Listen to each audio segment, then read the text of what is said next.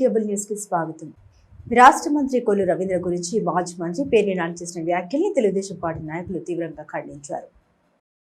నీతికి నిలవెత్తిన చిరునామాగా నిలిచే కొల్లు రవీంద్ర గురించి మాజీ మంత్రి పేర్ని నాని అవాకులు చవాకులు పేలే ముందు నోరు అదుపులో పెట్టుకోవాలని తెలుగుదేశం పార్టీ నాయకులు హెచ్చరించారు. తెలుగుదేశం పార్టీ కార్యాలయంలో మీడియాతో సమావేశంలో వారు మాట్లాడారు.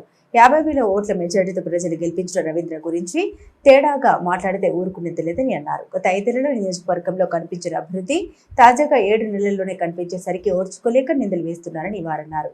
బియ్యం దొంగతనం మొత్తం బట్టబయలయ్యేసరికి పేర్ని నాని ఏం మాట్లాడుతున్నారో అర్థం కావడం లేదని, ఏమి పీకలేరు అని చెబుతున్న పేర్ని నాని ముందస్తు బెయిల్ ఎందుకు తెచ్చుకున్నారో సమాధానం చెప్పాలన్నారు. అని ధైర్యం ఉంటే బెయిల్ రద్దు చేయించుకోవాలన్నారు. అక్రమ కేసులు పెట్టి అక్రమాస్తులు కూడగట్టుకున్న పేర్ని నానికి కొల్లు రవీంద్ర లాంటి వ్యక్తి గురించి మాట్లాడే కనీస అర్హత లేదని గుర్తుంచుకోవాలన్నారు.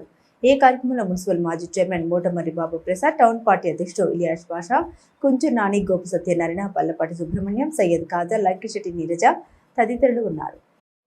పేర్ని నాని కొల్లు రవీంద్ర గారి మీద అవాకులు చవాకులు వెళ్తాం పూర్తిగా ఖండిస్తున్నాం. మరి ఆయన మతి భ్రమించినట్టుంది. 50,000 మెజార్టీ ఇచ్చి రవీంద్ర గారికి వైసీపీ ప్రభుత్వానికి ప్రజలు బుద్ధి చెప్పినా కూడా ఆ 8 నెలలకే మరి వాళ్ళు బయటకు వచ్చి ఒక పక్కన చంద్రబాబు నాయుడు గారిని, లోకేష్ గారిని, కొల్లు రవీంద్ర గారిని ఇష్టం వచ్చినట్లు మాట్లాడతాం ప్రజలందరూ కూడా గ్రహిస్తున్నారు. మీరు ప్రభుత్వ అధికారంలో ఉన్నప్పుడు ప్రతి తెలుగుదేశం పార్టీ కార్యకర్తల మీద, నాయకుల మీద, కొల్లు రవీంద్ర గారి మీద ఎన్నో కేసులు పెట్టి అనేక రకాలుగా వేధింపులు చేశారు. ఇళ్ళ నుంచి బయటికి కూడా రాని పరిస్థితులు ఎన్నో చూసాం. మరి ఈరోజు కొల్లు రవీంద్ర గారికి మరి ఆయనతో మమ్మల్ని ఏం పీకుతారు, మా రోమాలు కూడా పీకలేరు, ఏం చేసుకుంటారు, జైల్లో వేస్తారు అని చెప్పి మరి అడ్డగోలుగా మాట్లాడుతున్నామంటే నీ అహంకార ధోరణి, నీ యొక్క ఎంత అహంకారం ఏ రకంగా పెరిగిపోయింది అన్నది ప్రజలందరూ కూడా చూస్తున్నారు. పేర్ని నాని గారు ఒక్కటి చెప్తున్నాను, ఎవరైనా కర్మ సిద్ధాంతాన్ని పాటించాల్సిందే. నీ కర్మ భగవంతుడు ఏ రోజు రాస్తే ఆ రోజు నువ్వు లోపల ఉండాల్సిందే.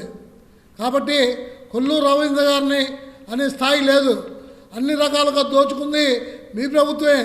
ఇసుక దోపిడీ కానీ అన్ని దోపిడీలు చేసింది వాడు అనేది మీరు ఆలోచించాలి. మీకులాగా మేము దొంగ కేసులు పెట్టి, అక్రమ కేసులు పెట్టి జైలు పంపించేటటువంటి పరిస్థితి మా ప్రభుత్వం కానీ మా తెలుగుదేశం పార్టీ కానీ తీసుకోదు. మీ మీద అన్ని ఆధారాలతోటే మిమ్మల్ని అరెస్ట్ చేస్తాం. రవి గారులాగా ఏమీ తెలియనటువంటి మర్డర్ కేసులో ఇరికించి నువ్వు తెల్లవారుజామున అరెస్ట్ చేయించావు. అది మా సంస్కృతి కాదు. మీకు ఏదో మా రోమం కూడా పీకలేరు అని అంటే పీకే టైం వస్తుంది. అన్ని ఆధారాలతో సహా నిన్ను జైలు పంపించడానికి సిద్ధంగా రెడీ చేస్తున్నారు. కాకపోతే మాదేంటంటే చట్టం ప్రకారం పోతాం మేము.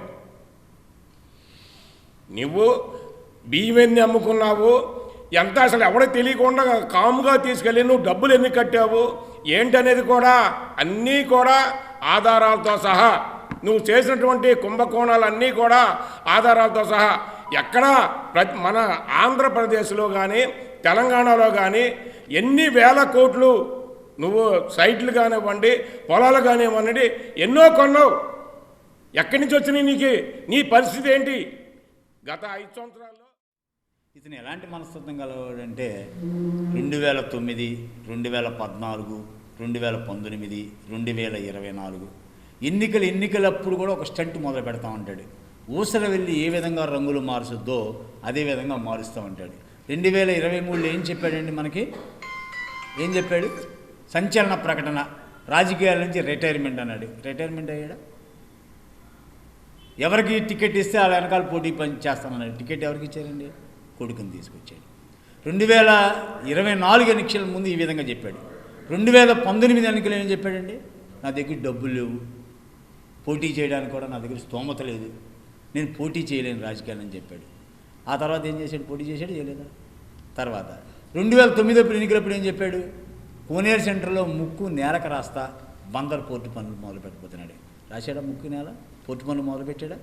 ఇతను ప్రతి ఎన్నికల ముందు ఏదే విధంగా మాయ మాటలు మోసపూరితమైన మాటలు చెప్పి బందరు ప్రజలనే కాదు రాష్ట్ర ప్రజలను కూడా మోసం చేస్తానికి తయారైనటువంటి వ్యక్తి. ఇతని మాటలు మనం పట్టించుకోవాల్సిన అవసరం లేదు. కానీ ఏదైతే మా నాయకుడు కొల్లు రవీంద్ర గారి గురించి మాట్లాడాడో దాని గురించి మేము తీవ్రంగా ఖండిస్తున్నాం. ఏదో విత్తనాలు రాలితే అవి ఏరుకోవాల్సిన అవసరం. చట్టసభల గౌరవాన్ని, రాష్ట్ర అభివృద్ధిని కాపాడుకునేందుకు కూటమి అభ్యర్థికి ఓటు వేసి గెలిపించాలని ఆర్టీసీ చైర్మన్ కొనకళ్ళ నారాయణరావు అన్నారు. చట్టసభల గౌరవాన్ని, రాష్ట్ర అభివృద్ధిని కాపాడుకునేందుకు కూటమి అభ్యర్థికి ఓటు వేసి గెలిపించాలని ఆర్టీసీ చైర్మన్ కొనకళ్ళ నారాయణరావు అన్నారు. నగరంలోని 30 డివిజన్లో ఆయన ఇంటింటికి తిరిగి ఎమ్మెల్సీ ఎన్నికల ప్రచారం నిర్వహించారు. ఈ సందర్భంగా ఆయన మాట్లాడారు. 5 ఏళ్లలో ఆదాయం పెంచకుండా అప్పులు పెంచి రాష్ట్రాన్ని నాశనం చేశారని, ఇలాంటి పరిస్థితుల్లో రాష్ట్రాన్ని పునర్నిర్మించుకునే ప్రయత్నంలో కూటమి ప్రభుత్వానికి మద్దతు పలకాల్సిందిగా కోరుతున్నామన్నారు. విద్యావంతులు, విద్యా సంస్థల అధినేత, రాజకీయంగా అనుభవం కలిగిన ఆలపాటి రాజేంద్ర ప్రసాద్ ని భారీ మెజార్టీతో గెలిపించుకోవాల్సిన బాధ్యత మనందరిపైన ఉందన్నారు. పెద్దల సభ గౌరవాన్ని కాపాడుకునేలా గ్రాడ్యుయేట్లు తమ తీర్పునివ్వాలని కొనకళ్ళ నారాయణరావు విజ్ఞప్తి చేశారు. ఈ కార్యక్రమంలో టీడీపీ నాయకులు ఇలియాస్ పాషా, పిప్పల కాంతారావు, తలారి సోమశేఖర్, జనసేన నాయకుడు హేమ తదితరులు పాల్గొన్నారు. పట్టభద్రుల శాసన మండలి సభ్యులుగా పోటీ చేస్తున్నటువంటి ఆలపాటి రాజేంద్ర గారికి డోర్ టు డోర్ క్యాంపెయిన్ చేస్తూ ఇవాళ ఓట్లు అభ్యర్థించడం జరిగింది. ఆలపాటి రాజేంద్ర ప్రసాద్ గారు మాజీ మంత్రివర్యులు, మంచి అడ్వకేటు, రాజకీయాల్లో అనుభవం కలిగినటువంటి వ్యక్తి. అటువంటి వ్యక్తి శాసన మండలిలో ఉంటే శాసన మండలి సభకే ఒక గౌరవం వస్తుంది.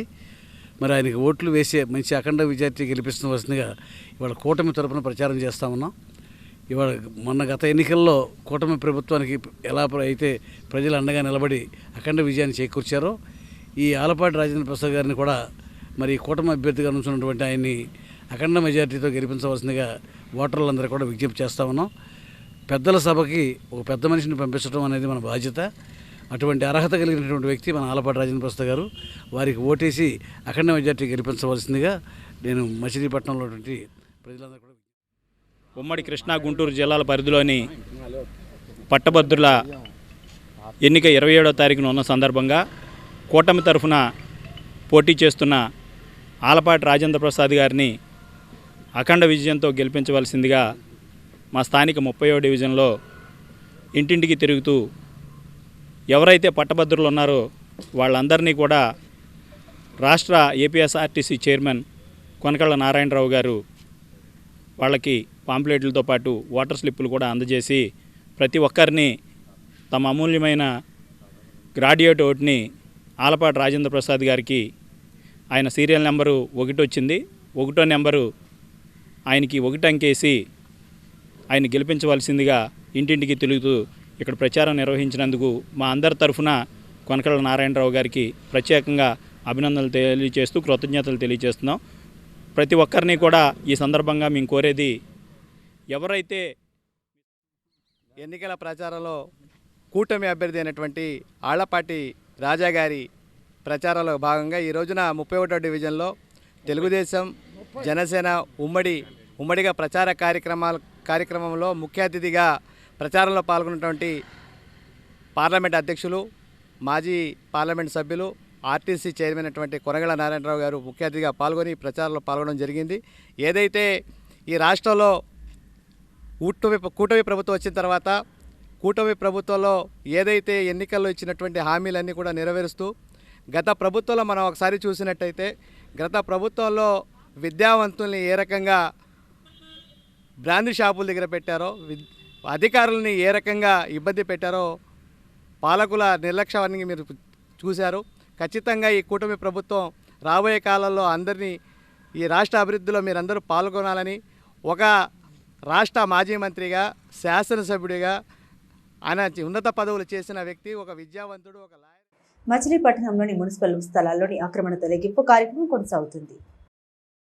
నగరంలో మున్సిపల్ స్థలాల్లోని ఆక్రమణ తొలగింపు కార్యక్రమం కొనసాగుతుంది. ఈ నేపథ్యంలో పీవీఆర్ మాల్ దగ్గర ఆక్రమణ తొలగింపు సందర్భంగా తొలగింపుల్ని పీవీఆర్ మాల్ యాజమాన్యం అడ్డుకోవడంతో పీవీఆర్ మాల్ యాజమాన్యం మరియు మున్సిపల్ అధికారుల మధ్య వాగ్వాదం చెలరేగింది.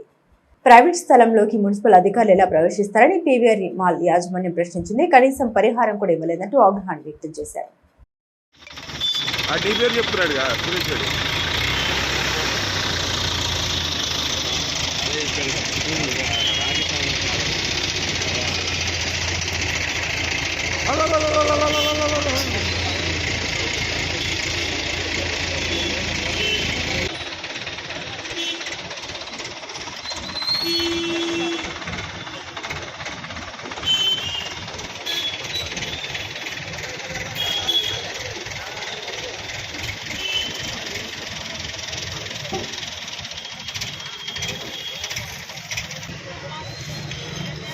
మున్సిపల్ ఆఫీస్ డాక్యుమెంట్స్ ఇవన్నీ ఇదిగోండి 24 జూన్ 6/6/24 జూన్ ఇది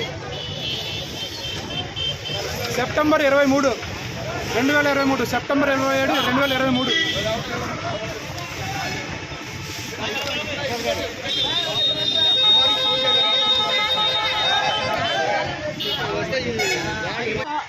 నా ప్రైవేట్ ప్రాపర్టీ మొత్తం తీసుకెళ్ళిపోయారు. నా ప్రైవేట్ ప్రాపర్టీ మొత్తం తీసుకెళ్లారు. ఇదిగోండి నా దగ్గర ప్రతి డాక్యుమెంటల్ ఎవిడెన్స్ ఉంది, ఒకటి కాదు. ఇదిగో ఫైల్ ఉంది, పెద్ద ఫైల్సే ఉన్నాయి, ఇంకా 2-3 ఫైల్సే ఉన్నాయి నా దగ్గర. ఈడపల్లిలోని శ్రీ కాళిక భవానీ శక్తి ఆలయం 23వ వార్షికోత్సవం ఘనంగా నిర్వహించారు. ఈడపల్లి శక్తి గుడిగా పిలువబడే శ్రీ కాళిక భవానీ శక్తి ఆలయం 23వ వార్షికోత్సవం ఘనంగా నిర్వహించారు. వార్షికోత్సవంలో భాగంగా చండీ హోమం, ప్రత్యేక పూజలు జరిపారు. ఈ కార్యక్రమంలో గోవింద సాయి రమశర్మ మరియు మండ విశ్వేశ్వర శర్మ ఆధ్వర్యంలో నిర్వహించారు. అనంతరం అన్నదానం జరిపారు. ఈ కార్యక్రమంలో భక్తులు పెద్ద సంఖ్యలో పాల్గొన్నారు.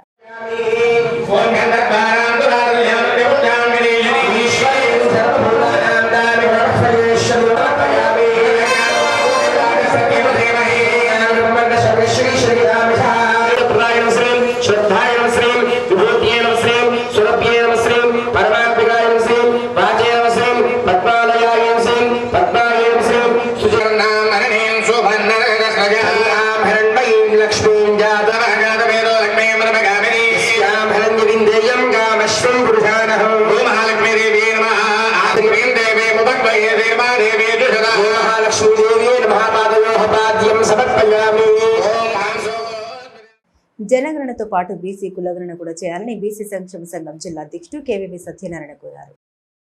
బీసీ సంక్షేమ కార్యాలయం జరిగిన కార్యక్రమంలో సంఘం జిల్లా అధ్యక్షుడు కేవీవి సత్యనారాయణ మాట్లాడారు.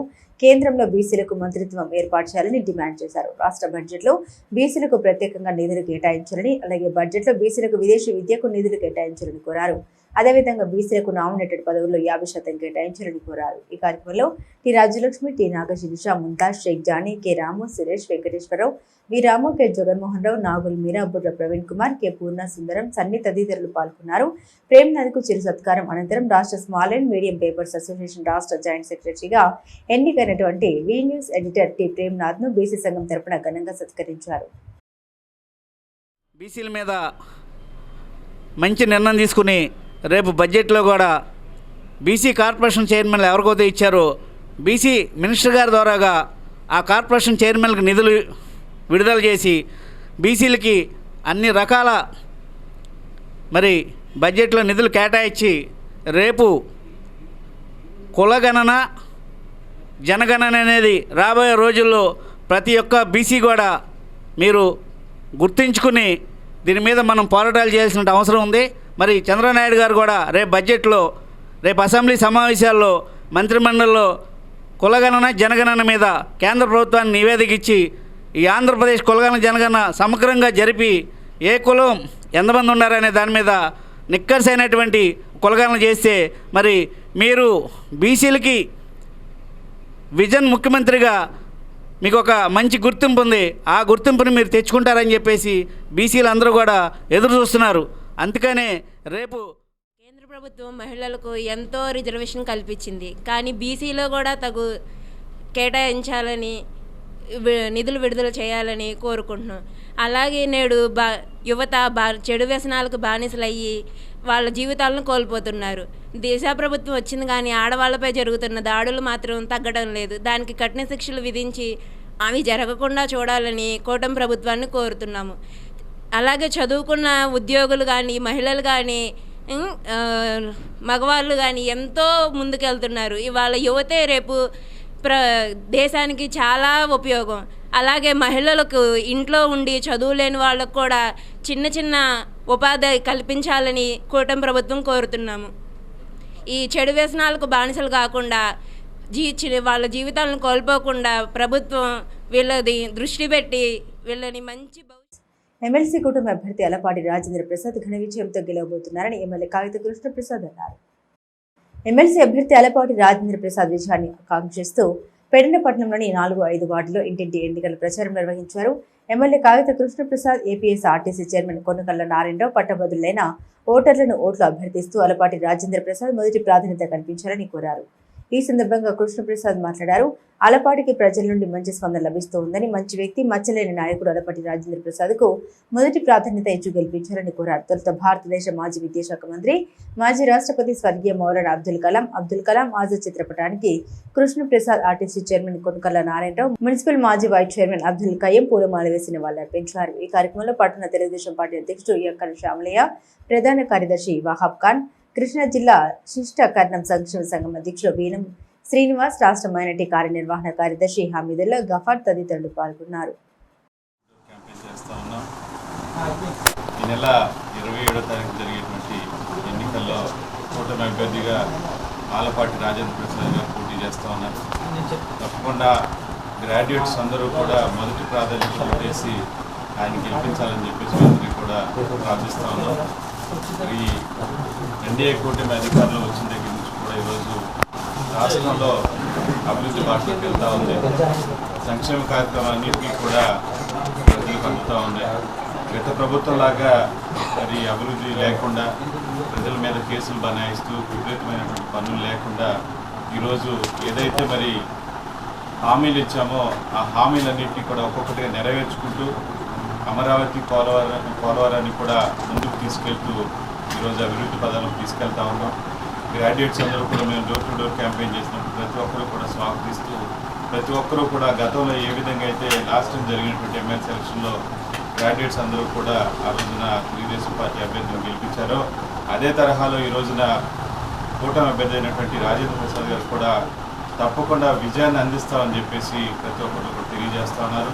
మరొకసారి పెడ నియోజకవర్గంలో ఉన్నటువంటి గ్రాడ్యుయేట్ ఓటర్స్ అందరూ కూడా తప్పకుండా ఆలపాటి రాజేంద్ర పెడన మండలంలో తాగునీటి ఇబ్బందులు లేకుండా రానున్న వేసవి కాలంలో పటిష్ట చర్యలు చేపట్టాలని పెడన ఎంపీపీ రాజులపాటి వాణి అన్నారు. పెడన మండల పరిషత్ కార్యాలయంలో మండల పరిషత్ సర్వసభ్య సమావేశం ఎంపీపీ రాజులపాటి వాణి అధ్యక్షతన నిర్వహించారు. ఎమ్మెల్సీ కూడా అమల్లో ఉందని, ప్రభుత్వ పథకాల గురించి ఎవరు ప్రస్తావించవద్దని, సమస్యలు ఉంటే తెలియజేయాలని సూచించారు. విద్యా, వ్యవసాయం, వెలుగు, విద్యుత్, గ్రామీణ నీటి సరఫరా తదితర విభాగాలపై సమీక్ష నిర్వహించారు. పలు శాఖల అధికారులు రాకపోవడంపై ఇన్ఛార్జ్ ఎంపీడీఓ సీరియస్ అయ్యారు. రాని అధికారులకు నోటీసులు జారీ చేయాలని సంబంధిత శాఖ అధిపతులకు ఆదేశించారు. 2 రోజుల్లో వివరణ ఇవ్వాలని, లేకుంటే ఉన్నతాధికారులకు ఫిర్యాదు చేస్తామని ఆయన స్పష్టం చేశారు. ఈ సమావేశంలో వైఎస్ ఎంపీపీ యాదవ్ రెడ్డి వరప్రసాద్, ప్రత్యేక ఆహ్వానితులు రాజులపాటి అచ్యుతారావు తదితరులు పాల్గొన్నారు.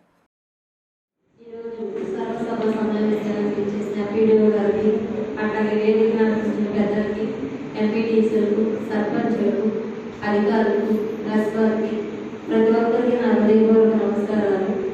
మరి రాబోయే రోజుల్లో ఇప్పుడు వచ్చేది వేసవికాలం కాబట్టి మన మండలంలో మంచినీటి సమస్యలు బాగున్నాయి. మరి అధికారులందరూ మన మండలంలో ఎక్కడెక్కడ వాటర్ సప్లై చేయాలనేది గత మన మండలం నుంచి పెట్టాము జిల్లా పరిషత్ నుంచి. మరి అట్లాగే ఈ సంవత్సరం కూడా వాటర్కి సప్లై చేయాలి గ్రామాల్లో. మరి మన గ్రామాల్లో జింజేరు గ్రామంలో మేము మైక్రోఫిల్టర్ ప్లాట్ఫామ్ నిర్మించాం.